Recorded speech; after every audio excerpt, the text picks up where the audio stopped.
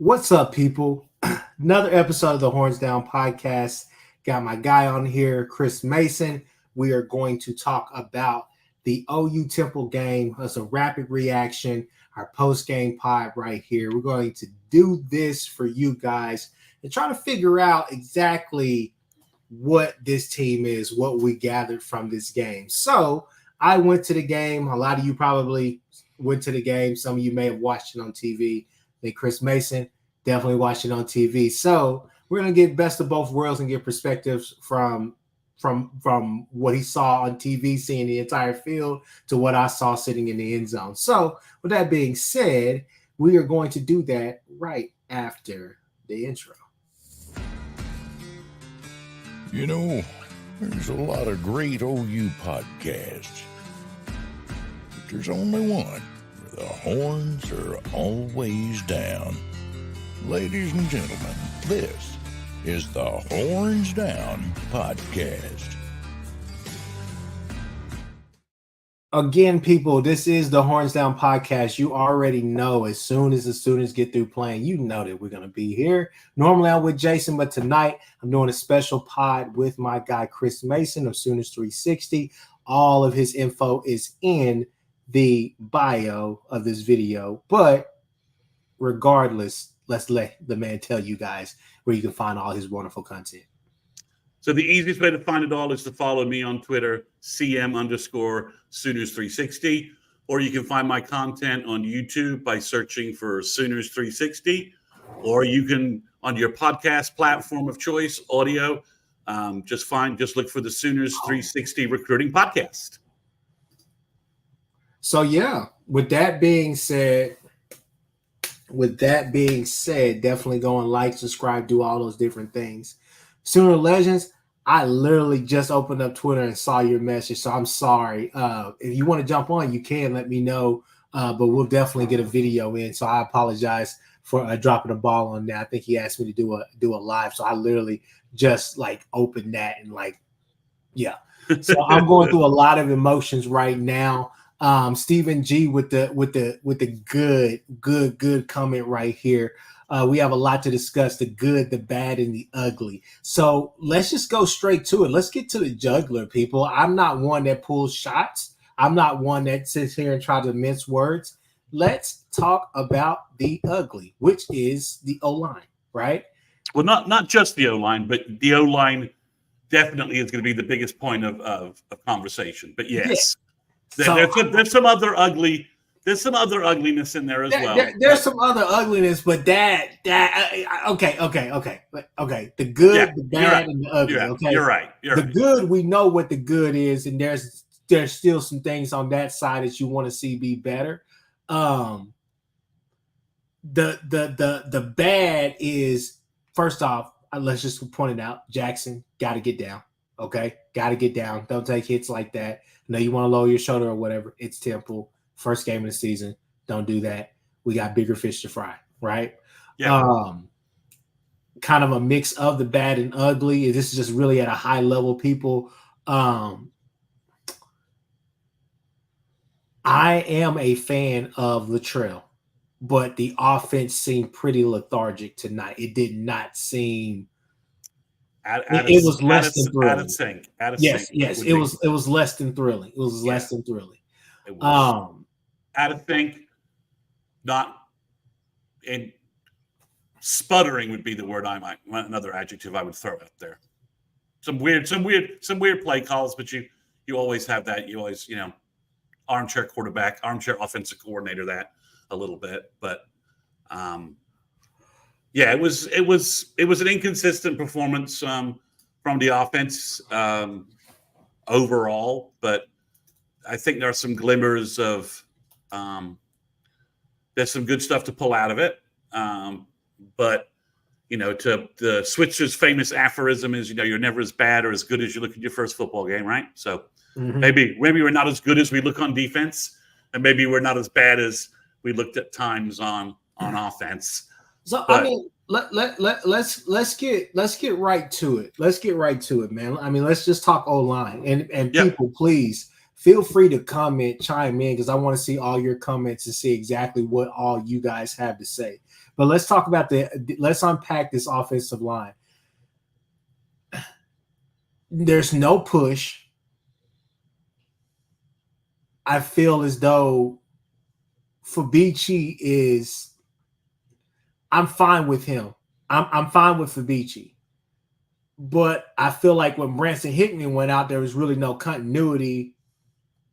Hatchett did not really feel like he was physical enough to play that position. Kind of felt like we were already back with Rain, right? The left side, I'm sorry, but Tarquin has to go. Like, I can't watch Tarquin anymore. I'm sorry. One game was enough for me. You have to me, I think you need to push Sexton back out there, and you got to figure that out. I know my uncle's with me at the game, and we were watching. That was something that he was definitely saying. He was like, hey, Tarquin has to go. Tarquin can't. You can't play him at that left tackle. This is Temple. He's looking like this. You should kick Sexton out to tackle again and bring somebody who can actually play that. You may have to rip the Band-Aid off. And I feel like EPL, Brooks, gosh, I mean, you know,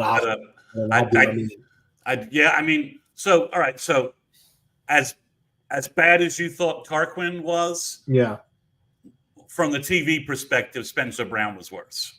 Yes, no, definitely. I mean, so can we say Brown? Well, I mean, let's. I mean, obviously, Brown's your third string right tackle, right? It's clearly his position. He's your third string right tackle. You don't want to start Jake Taylor's first team, Tarquin is your second, and Brown is your third, right? So most teams, I hate, this is not an excuse, but this is just a fact. Most teams' third team offensive tackle, is bad. It's not good, right? That's a reason why they're third team. Autry Dent didn't dress out. Daniel Ekinkime's coming back from, an injury. This is where, this is with Guyton going pro early and not signing enough offensive linemen in 21 and 22. Yeah. And with the injuries we have, this is where this all comes back to bite you. So it did get a little bit. I think Hatchett did a little bit better than you think, but obviously what we need to happen is we need can Hickman, because I'm afraid this Hickman ankle thing is going to be like a lingering thing, right? Like a high ankle sprain. Yeah, that's the concern right there. You've got to get a guard ready to move Sexton to tackle. I don't disagree with that. You need to move Sexton to left tackle, and you need Jake Taylor to be healthy at right tackle. Then you need to figure out from there that sort of sets everything up a little bit. And then, but you've got to find another guard to make that happen. So it's either Ozetta, EPL. I think Brooks is probably behind both of those guys at this point. Yeah. At least that's the way it seems. He did dress out though. And, and Howland, you've got to accelerate Howland's development to be that fourth tackle. So you're not putting Spencer Brown out there. Now, if you can health-wise get to that position and those guys can consistently, I mean, you're what, like on your second series of the game, you made 4 O-line changes? Hey, that's crazy. It's crazy. So, there's no consistency. Obviously, guys have been in and out of the lineup the last 2 weeks. That's what we've been hearing. We haven't heard specifics on any injuries. Yeah. I think at some point they're just not doing themselves any favor by saying that. It would be better to know what's going on. There was limited push. Jackson was getting hit too much on pass plays. They were also doing some weird thing. There's something from TV, Chris, the snap count and the push looked off. Like it didn't look in sync. Like it was almost like the O-line was waiting for the snap. There was a couple of snaps, couple of drives where that did kind of. It looked weird. It looked weird. It looked weird. It wasn't as consistent. Let me look at these comments real quick. First off, Stan J. Ross, if you're still here, bro, look, we're not sitting here about to have a complaint fest. No, We no. just There's some good won. stuff. There's Yeah, some we good just stuff. won by 48 points. Like, I'm not mad at this team. I think this team is going to be really good, but we're talking about we're being realistic. We're not going to sunshine pump you and come on here and say, "Hey, Well, it was and 151-3. Yay, we did great." No, there are things that this team has to improve for us to kind of go to where we want to go. And we're going to talk about that first before we get to the good, which we talk about the run game. We can talk about the plethora of backs, the talent you saw, the fact that we were able to do a lot of different things out there, knowing that we're playing a lot of twos and not necessarily our ones outside of Farouk and Birch, right? So I think you feel good about that. And Farouk was gone after that one big pass play. So yeah. So Arnold, I mean, in terms of judging Arnold, I mean, we've talked about the O-line. I don't think there's much more to talk until we see. I mean, it's going to be a struggle unless we can get healthy and put the five guys and have Sexton and Taylor at tackle, right? And then two guards. Well, like the Nate Dogg, he said Sexton, EPL, Hickman, Fabici, and then Taylor. He said in his opinion. So I'm not mad at that if that was kind of going forward. And if you can get there, yeah. But EPL, it's he's not there yet. But yeah, I think it's a question of how long does it take to get healthy so that we have that lineup. So not only that, but people still remember that. I mean, we can see a different offensive line whenever the game starts against Houston, right? Because Beatonbow is going to tinker with this offensive line, but it has to get better. You have to. You started opening up some holes late. You started doing some different things. I forgot who it was, but somebody had a really, really good. Yeah, it was Sean Riddell, however you say it. Center going down made it tough to run up the gut, but we did run well out on the outside, and that was actually really good. That was kind of the strength of this team. It felt offensively, and I'll let you go into your Jackson Arnold spiel, but I would say this right here about Latrell at least. It felt like he was teasing the playbook. It felt like obviously he was keeping it vanilla. We already know this was a very vanilla offense. They just ran probably a script the entire game. Nothing that was crazy. Nothing that was elaborate like you would think that you would see, right? So we already know that. We know that we're probably going to keep it vanilla as much as possible these next two games, right? Until Tennessee. But it just felt like at times it just was really basic offense, and we weren't necessarily great at running basic offense, basic shell offense the entire time. Yeah, I mean, I think so. Getting beyond the O-line, obviously Farouk being hurt big time because you only had. I mean, Arnold really only had Burks out there as a reliable wide receiver. Yeah, I mean, Brennan Thompson was struggling. You know, Hester had a handectomy apparently. I mean, if Jaden Gibson or Anderson is out there, I mean, there's two more touchdowns on the board and two huge passing plays, right? I mean, that deep ball that Hester dropped, Gibson or Anderson come down with, and we know that because we saw them do that all last year. And then just not having them hurt greatly because, Anthony's still getting himself back into game shape. Mm-hmm. Burks is obviously, a serious weapon. He's deadly. Sharp looks better at tight end. Our tight end game looks much better. We play two tight end. A running back looks so much better. Mm-hmm. We got some guys with some juice and it looks improved. It seems like you have a focus, like in that running back room. It feels like it's more purposeful now. Like there's more of an intent to actually establish the run or whatnot. And they tried. It just wasn't necessarily the push that I would like per se. Well, I wish they'd actually given Barnes the ball more instead of some of the Arnold run stuff they were doing, and some of the pass stuff. I would wish they had maybe focused a little bit more of the run at different times. So, all in all, the running back room looks improved, the tight end room looks improved, and if we get back Anderson and Farouk, and we add them to Burks and a healthy Andrell Anthony. And Brennan Thompson improved. That's the first real stretch of game reps he's gotten. I mean, they were swapping people out left and right. Reagan's got in the game in the first half. So I think Arnold will look better when the more experienced wide receivers are out there. And I think it made a big difference not having Anderson and Farouk tonight. I mean, if you have them with Burks, that's a lot more weapons for Temple to have to focus on. Obviously, special teams looked a lot better tonight. That was the Doug Deakins from San Diego State at least gets a grade A for game one. Keltner looked good kicking the ball. Special teams was Carter would force the fumble.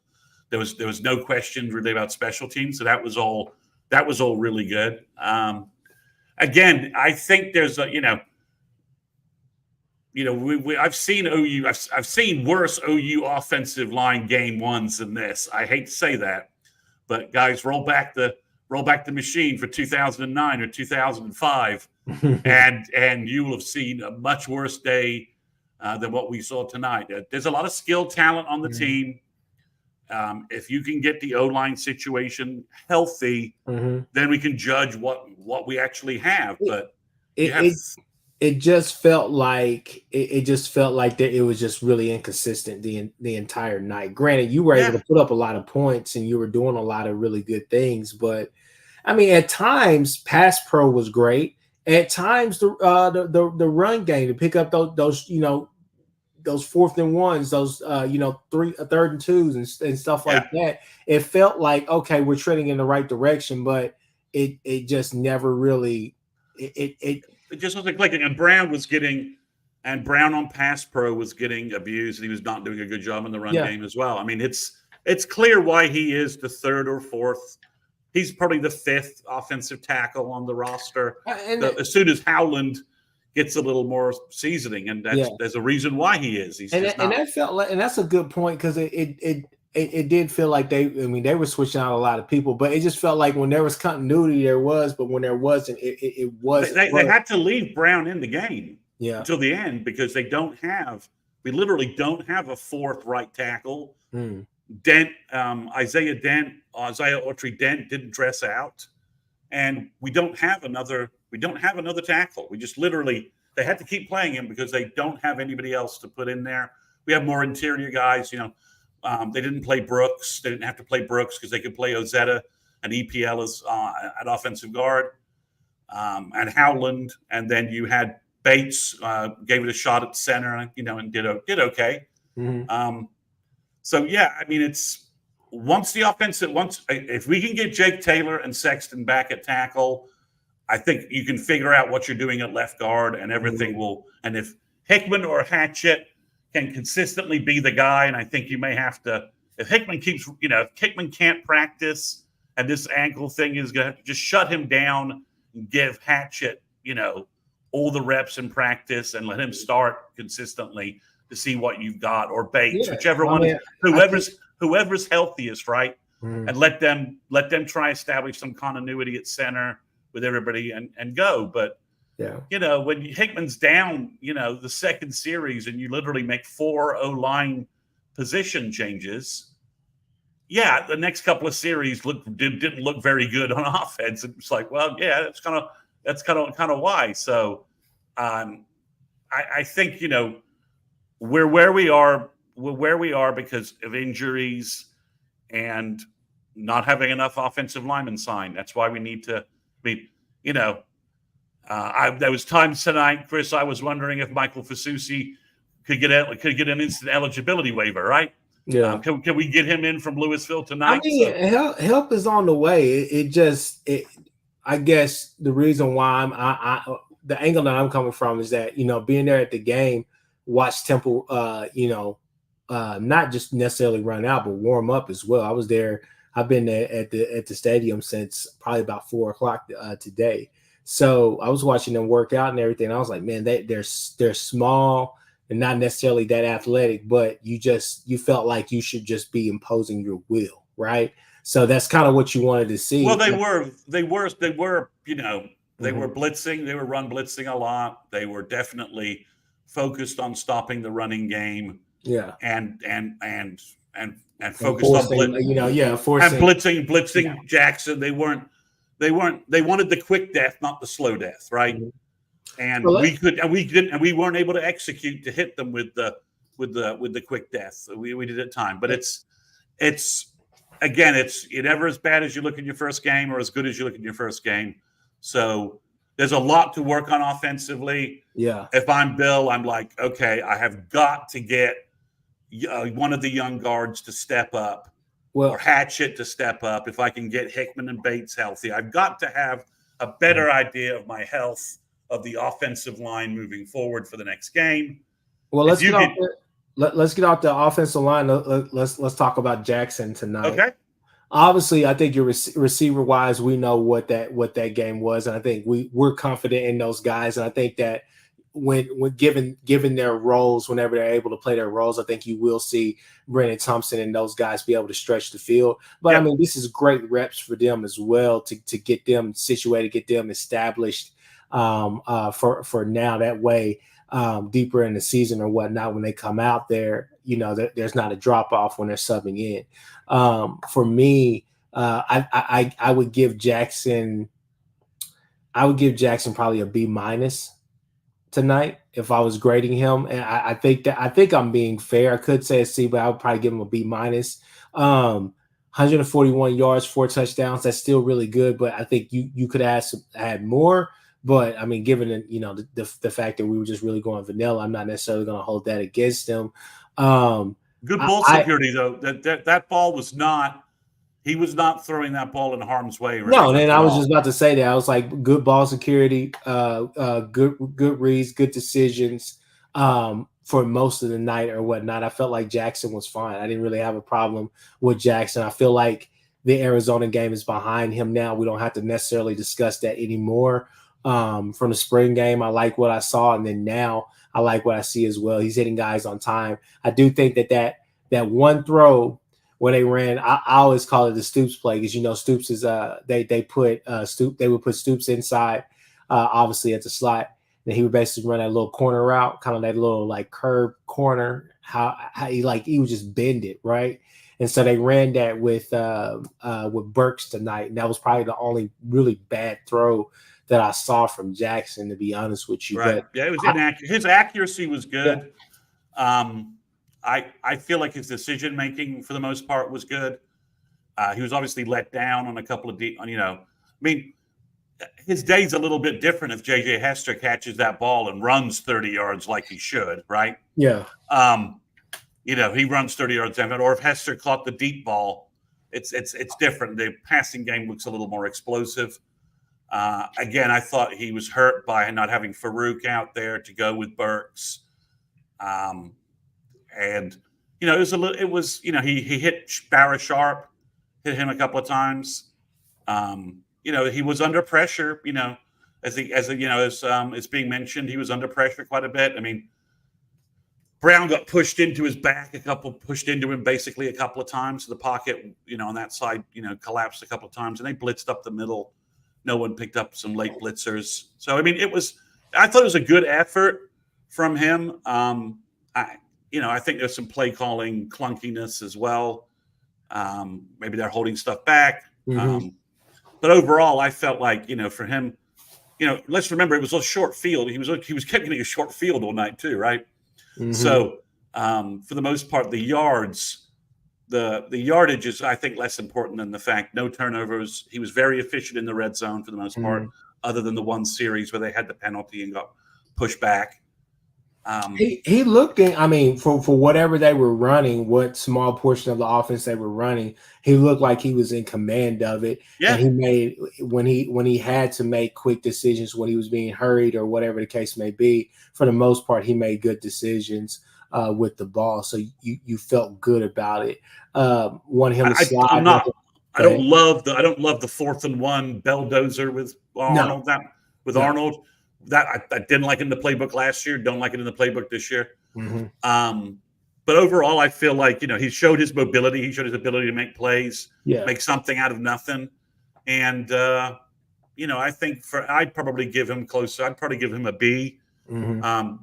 Factoring in that he's missing his guys at wide receiver, and Thompson didn't turn upfield to avoid that 4th and 1 that they did pick up, but Thompson should have just son, don't stop running left and stop running east and west, go north and south every once in a while, get it the first down.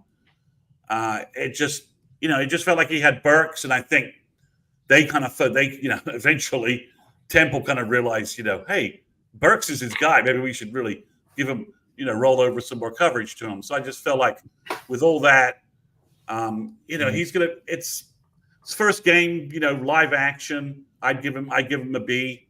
I'd give the running backs room. I'd give the running back rooms probably a B plus. Wide receiver, other than Burks, I would give probably a C.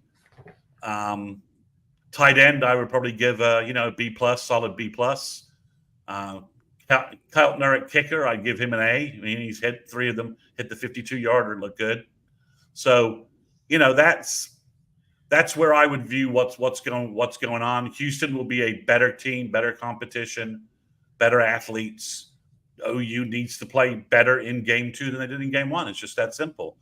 And hopefully they held Jake Taylor and Anderson out for this game to have them ready to play Houston. And I think you add those two pieces, you add those 2 starters back into the mix, and I think things look a lot better. From that perspective, I think on offense, if you get Jake Taylor and you can play Sexton at tackle, you get your 2 starting tackles who you want to be. You see this? I'm sorry to cut you off. You see this news here? Seems like BV just dropped some stuff in a presser saying that Jalil will have surgery. He's out 6 to 8 weeks. Well, that's he can't seem to catch a break, and our deep wide receiver room is becoming shallower every minute. I mean, I think you're going to have somebody step up. I don't know who that is. It doesn't look like it's going to be J.J. Hester, so it probably needs to be Carrion. Well, it needs to be. I think you need to get Carrion and Kearney some more reps. We need to see what Petaway and Thompson can bring. So I think you should be okay. I'm hopeful. Hopefully everything goes right with Farouk. That way he can get back. 6 to 8 weeks. That's. I mean, I hate to say it, that's his season, really. Yeah, that's a season. I mean, that's a season. That's a season. So if if we got to get Andrew Anthony back in the mix and got to get Anderson back, you can't be down 4 wide receiver weapons. No one can absorb that kind of hit. Not even OU. I mean, especially with how excited we were about them. Definitely can't do that. But we'll see. We'll see. It was. I mean, if you from an ambulance standpoint, it's an F day, right? Yeah. I mean, from an injury standpoint, it's an F day. Offensive line injuries weren't great going in, and then Hickman got hurt. If Farouk is hurt, and BC said that at the press conference, well, obviously they scanned him, and obviously he's broken his ankle or done something to his ankle, and he's out 8 weeks. He's basically out for the season. You're not going to get him back until what is it, August 31st? For a wide receiver cutting left and right, I don't see how he's really back. And he's been having some problems with his foot, right? I believe so. That's what the injury was the first time. Yeah, his other injury. So that's a bad combo. So I mean, we've got some talent, young talent at wide receiver. It's time to pull Ivan Carrion and Zion Kearney into a room, guys.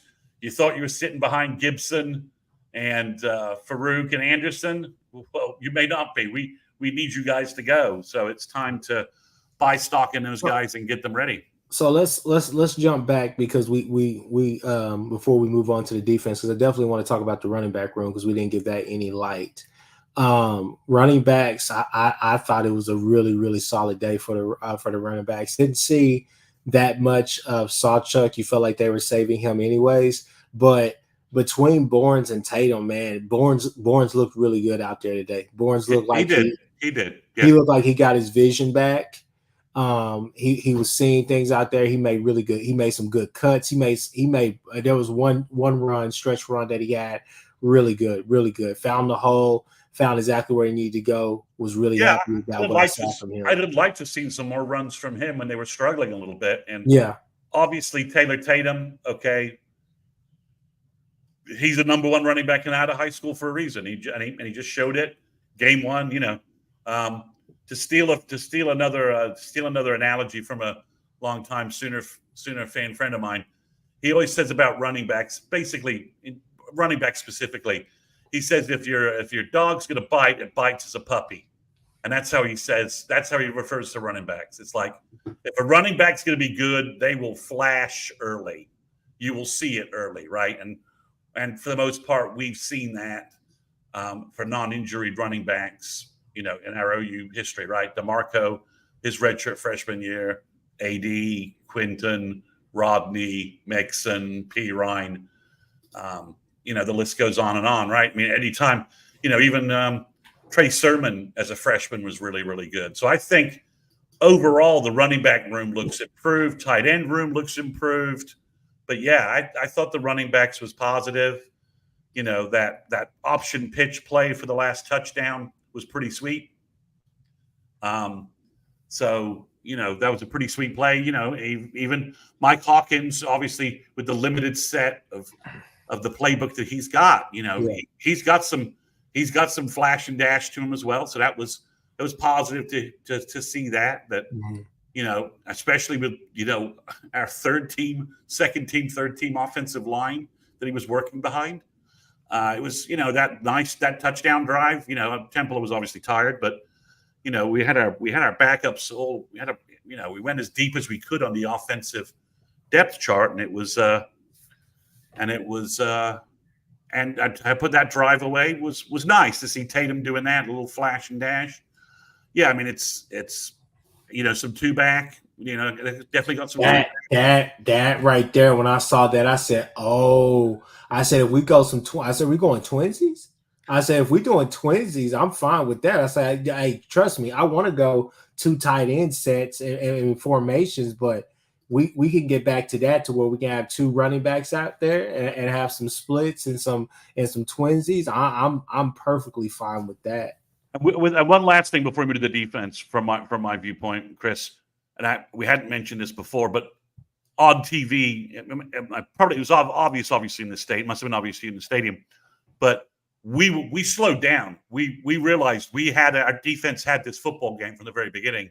Yeah, there was no reason for us to go no huddle and do any of that, right? We ran clock and we're very deliberate in terms of sweeping personnel out and and working the play clock. I mean, that's why I said earlier, I was like, it felt like he was just kind of teasing the playbook because at times in the game it felt like Latrell was doing two things. And people, trust me, if you've ever played any type of ball, basketball, football, hell, tennis, whatever, right? Any type of any team sport, excuse me. You all know coaches, one, they love to put you in certain scenarios just to see how you react, how you play, right? And then two, it just felt like he was just trying things, right? It just felt like he was trying to find that right combination, who was gelling, together and who was kind of doing what they needed to do to be on the field. So I felt like Latrell, that's one thing I'll kind of give him for this game, especially as a pass, instead of being really critical or complaining like Stan J. Ross was saying, right? I just felt like Latrell was just kind of trying things at some point, especially when they just really felt like, defensively, we're just, they can't score on us. Yeah, I mean, but like I said, I thought it was very apparent that he was not.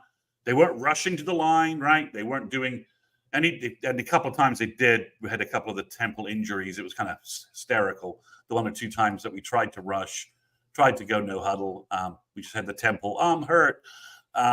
So I think, but overall, he was running clock, right? He's like, we got a dominating defense. I don't need to hurry here, right? Time's my friend. You can't score on me.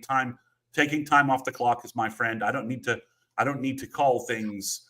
It wasn't anywhere near as fast as it wasn't. Right? Yeah, it wasn't. It was not. They were. The play clock was going down to, 15, 14 seconds a play, whereas with Levy, we're used to it.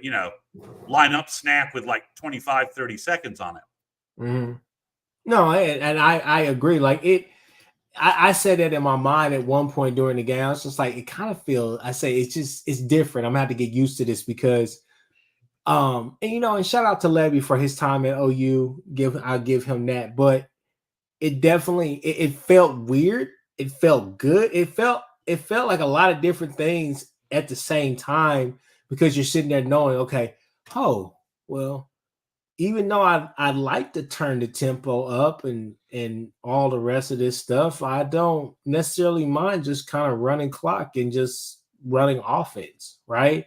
And running it at our pace opposed to us going out there and going, 3 and out in 50 seconds, right? So you just kind of, you felt good. I mean, one thing that I'll say about this Latrell offense that I did appreciate, even keeping it vanilla, right? You still saw a lot of formations. You still saw a lot of different formations, man. So 2 tight ends. We actually playing 2 tight ends again. Uh-huh.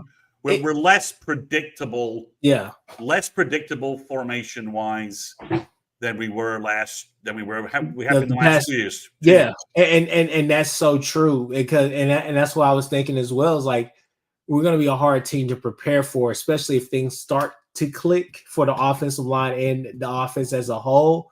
We're going to be a difficult team to prepare for because you really don't know what, like I've said, people, as multiple as you could be on defense, this offense could be just as multiple because Latrell from drive to drive. It doesn't happen game to game. It's from drive to drive. You have different looks out there, different formations, different bodies, all the rest of this stuff.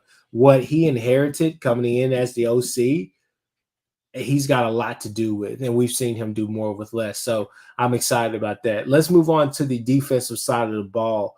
Well, where do you start? I mean, where do you want to? Hey, Cody Rhodes, what do you want to talk about? Like, where do you want to start? Like, how do you come up with a defensive MVP today? Is it Bowman, Grayson Halton? That was going to be mine. I mean, Halton had a forced Robert Spears Jennings. Yeah.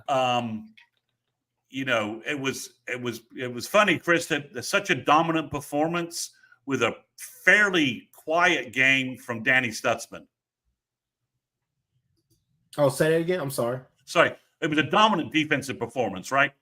We do have to give props to JFA for his pooch punt. That was pretty awesome pooch punt. Give him another half letter grade up bump for that. I'm just saying that it was it was a dominant defensive performance, right?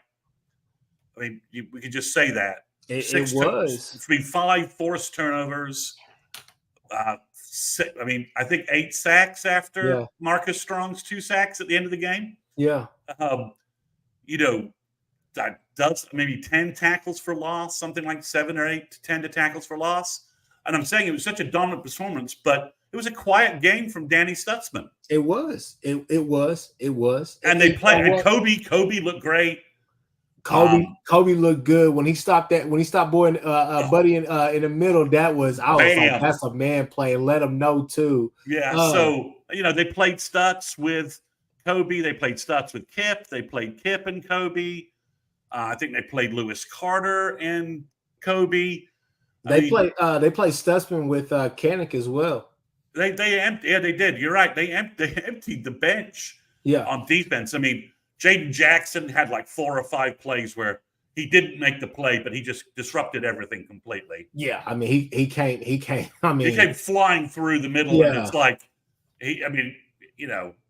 the guy, he didn't get the running back. The running back, he just blew up the play.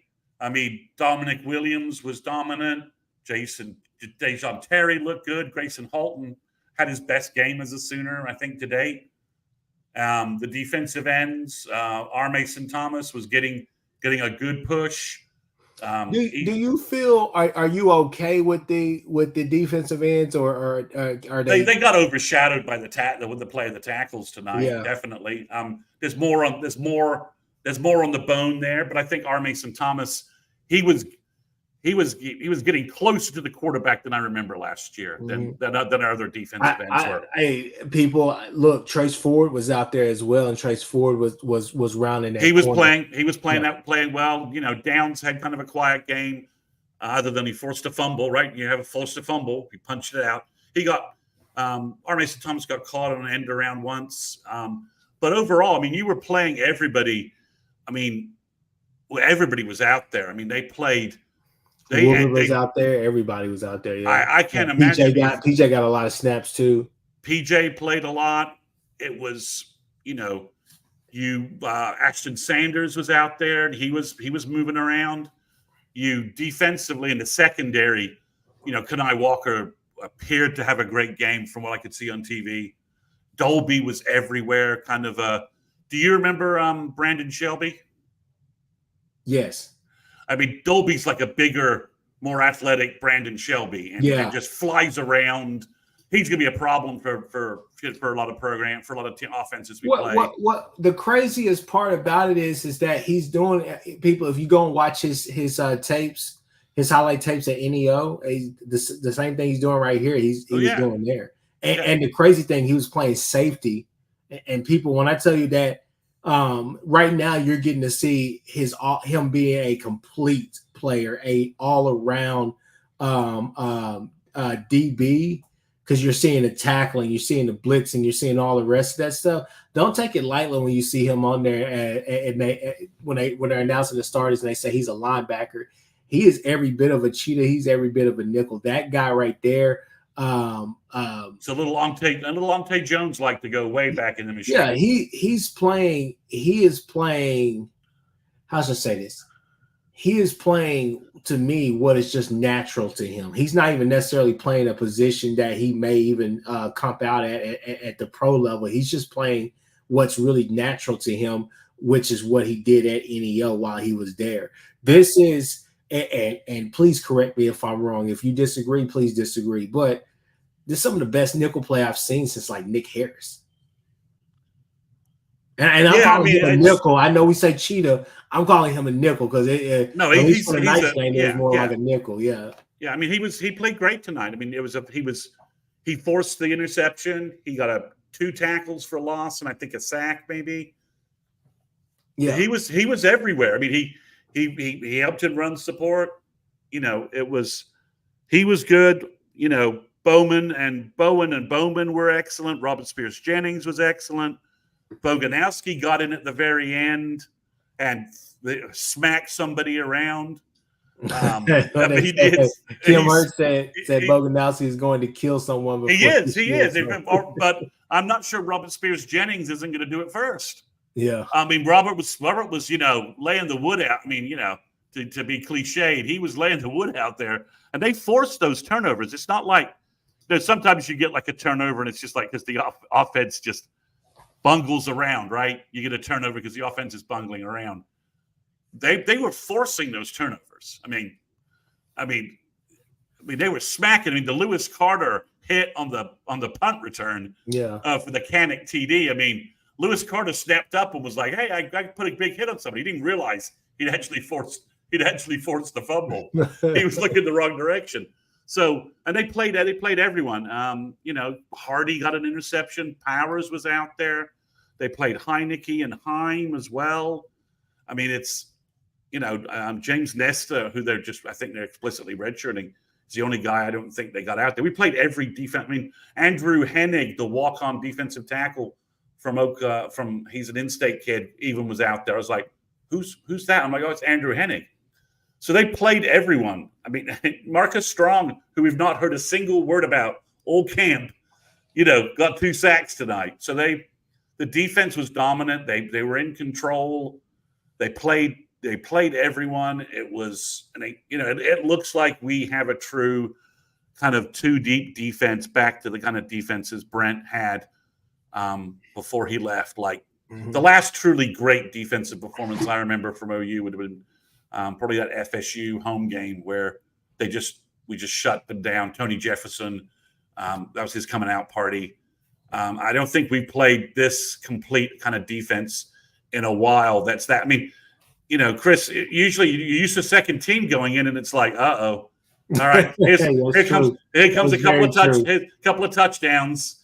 It's going to break in. And the second team defense was in the game in the second quarter. I mean, it's the defensive talent and the fact that the scheme, how well they know the scheme with the leadership you have.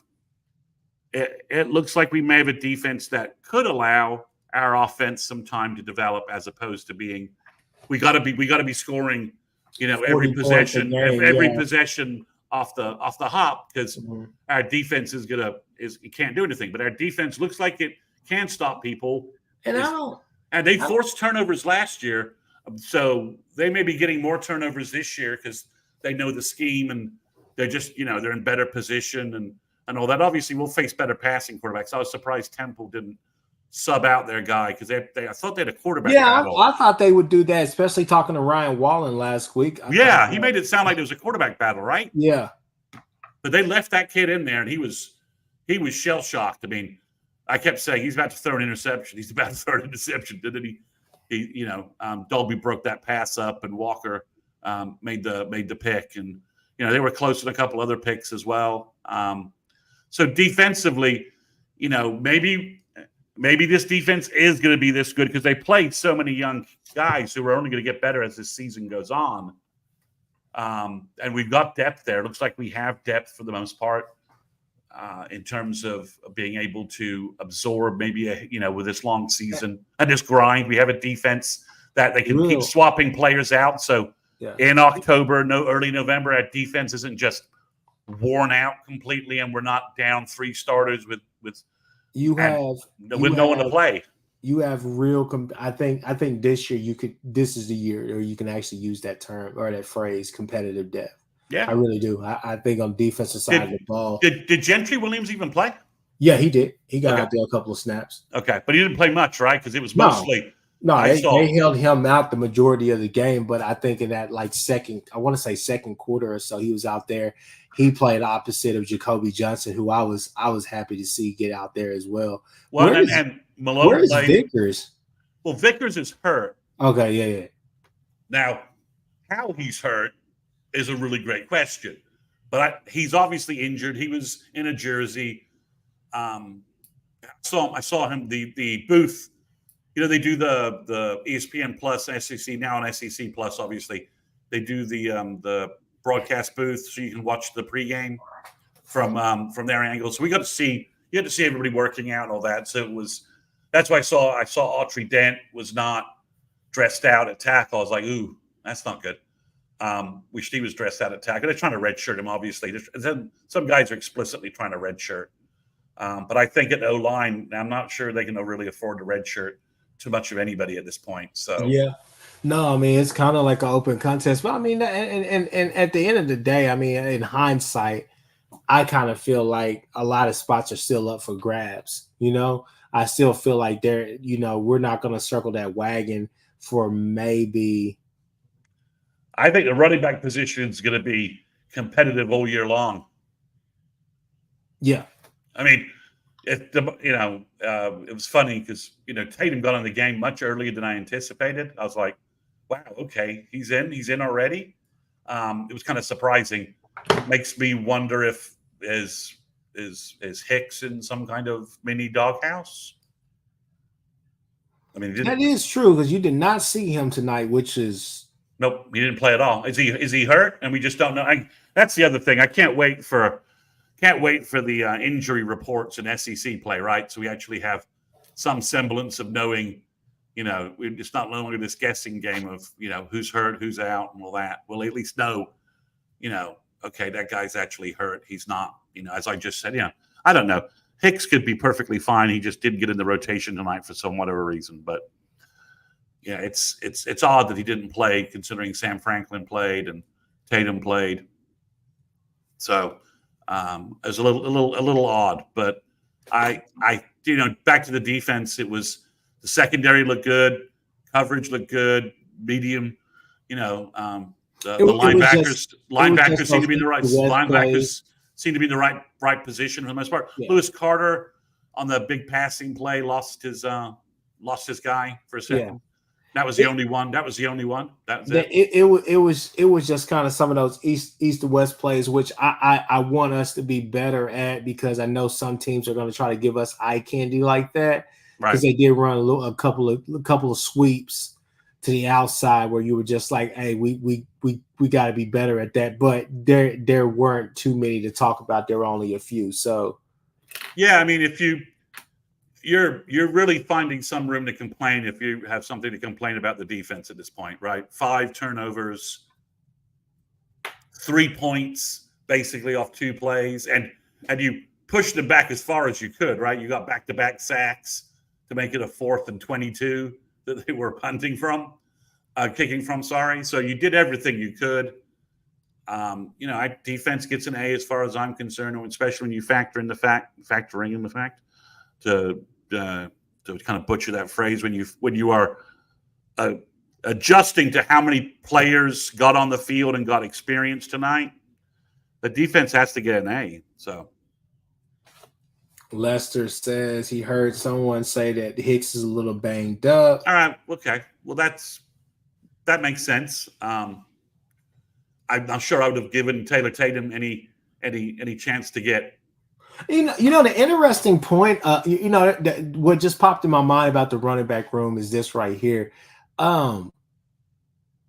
It's funny because now they will go to the hot hand. They will continue to feed the hot hand, but a lot of games that you watch Georgia, hell, they run about 3 or 4 backs in the game. I mean, that's consistent. Like, they're running Milton and this guy. Milton comes in the third quarter, and it's like, what happened to the other 2 guys? You know what I'm saying? Like, they legit run about 3 to 4 running backs a game. Like, you'll see maybe 3 or 4, and then they circle that wagon towards the end of the game where they're only going with two of the 4 who are hot. But you'll see them start with a bunch of running backs, and I've seen them go three plays, get a first down running the ball, and they run another running back in there, and they do the same thing the very next 3 plays. So no, I mean, I think you're very, very talented back there. I think Jackson Arnold does have weapons. It's just about he and the offensive line being what we are all hoping that they be, which is just nothing less than phenomenal, right? Well, and again, there's going to be a little bit of a shakeout period where they're trying to figure out what they do well and what they don't. But again, we've got to get to the point where you've got 5 reliable guys out there, right, in terms of health, and then what they're going to do in terms of execution. And you don't always need a 5-star offensive line. You just need. Georgia Tech proved it last week against FSU, right? They have a good offensive line. They have a good scheme. They know what they're doing, and they went and kicked that FSU D line. It was supposed to be great, up and down Dublin, Ireland last week. So you've got to get. The number one critical item is you've got to get an answer at right tackle that's not Spencer Brown. Whether that's Jake Taylor getting healthy, or you're able to shuffle some other things over with Jake Sexton taking over a tackle spot. Maybe Tarquin is better at right tackle, not quite as much of a liability. Or you move, or you've got to figure out what you have in Logan Howland. They want him to. I think they felt like he needed another year to develop. Based upon tonight, I'm not sure we have that luxury. Same with Eddie Pierre-Louis and Ozetta. Those guys have got to start. Bill needs to walk into his office, pull those kids aside, and say, "It's game time, guys. You saw the first game. I need you pushing to get into the starting lineup, because that's what I need. I and, can't. that's what give me a second. And that's what people in the chat were saying. It was like, look, this is just film, man. It's going to be really, really good film. I'm just reading this right here, people. If you haven't heard, that BV announced at the presser, several people have put that in the chat, that Jalil Farouk's will probably be out about 6 to 8 weeks, broken foot. So speedy recovery to him. Hopefully everything works out so we can get him back towards the end of the season. If not, then hopefully he'll be able to get that medical red shirt. That way we can has he actually redshirted? I don't think he's ever redshirted. Right, because he played his freshman unless he year. redshirted Raleigh year. Outside of that, no, he hasn't. Right, I don't think even if he did. I mean, I know he had a big bowl game with Caleb Williams, that final bowl game, but before that, I don't think he played. He's got to be eligible for a red shirt, or he would have already redshirted. So, yeah, I just don't. That's a tough, wide receiver for him. He's already gone through one surgery. This is that, Chris. It's an expensive game one injury wise. Yeah, no. I mean, for a game, you wanted to just. The number one thing we kept hearing was, "Well, come out healthy." Well, ambulance-wise, it's this game's an F. We're getting people beat up a little bit too much. I agree. I definitely agree. I know that's what my uncle and I were both saying. All in all, I guess we can just kind of go at a high level to kind of close this out real quick, because we've been on here for almost damn near an hour. People, it's time to get some sleep. We got more football coming tomorrow. We got some really big games: Miami versus Florida, Colorado State. I got them doing the impossible down there in over there. Well, then we got Clemson, Georgia, in my part of the country. Georgia at 12. We have Texas A&M, Notre Dame. We have some really good games, people. But at a high level, very high level, I would just say, man, look, I happy 1-0. That's all that really matters at the end of the day. Do you have things to fix? Yes, you got a bunch of things that you need to fix. Are they fixable? I believe so, because you have the pieces and the parts. Stephen G said, "Hey Chris, I know you were at the game. What was the atmosphere like?" I didn't stay necessarily for the end of the third quarter to see that the TK song, but I know they did play a one little video montage that had Red Solo Cup on there, so a lot of people were singing that in the stadium. The atmosphere for the most part was really good. Some of those drives where we weren't able to move the ball like we thought we should, thus when kind of the crowd died down. But people were having fun. People were really jacked up, especially every time we scored a touchdown. When you saw Jackson on doing really good and this and that and everything, a lot of people were really jacked up. So people showed up and showed out tonight. It was a packed house.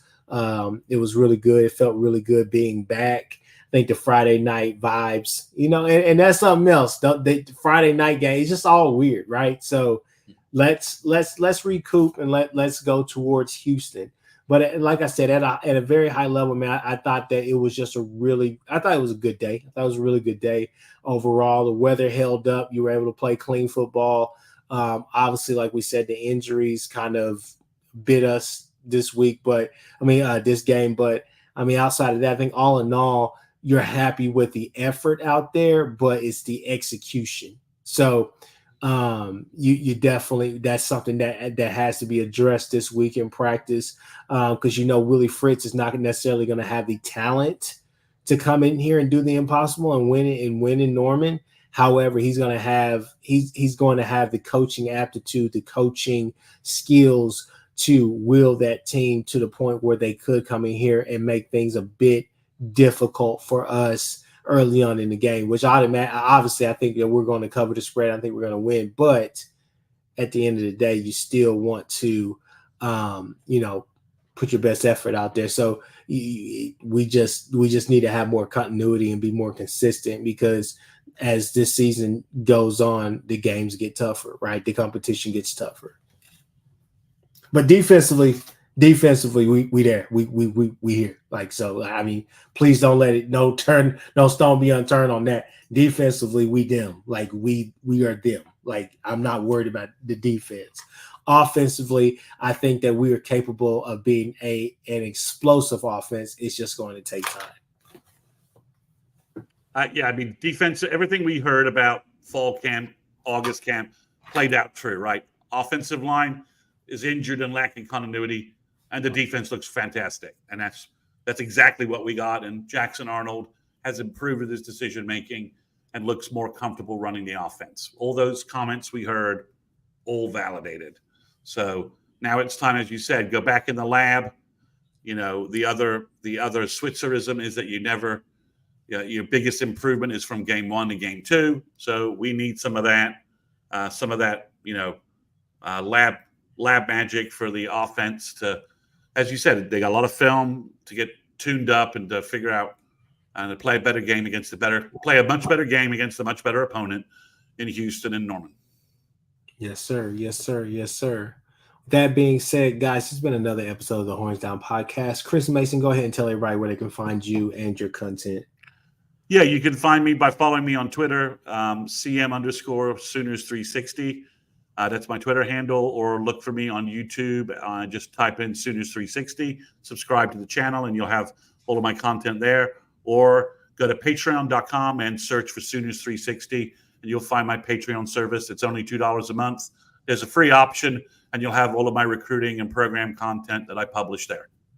Go check out all that content, people. Go check out all of that content. We'll be back sometime this weekend to do a refresher. This is just really kind of a raw reaction period for everybody, just to kind of put their thoughts out there and to just let it be known and let it be memorialized, right? But yeah, no, like, subscribe, do all those different things to the channel. As you guys know, we're growing. We're close to 1,000 subscribers. So let's get there for this channel, the Horns Down podcast channel. So definitely thank you guys for staying up. And Stephen G always got something going on. Who's Stephen G? Shout out to Sooner Legends. Shout out to Jason for jumping on here, for jumping in the comments as well. Hall of Fame college football podcast. So definitely. Oh, Jason's about to go live now. Oh, hell. So yeah, definitely go over there and tune in over there, people. But yeah, with that being said, Boomer Sooner, we're 1-0. People, it's going to get better. I feel like it's going to get better. I trust BV and I trust his staff. But you don't want to be elite game 1. You want to be elite game 6, game 5, game 4. Whatever.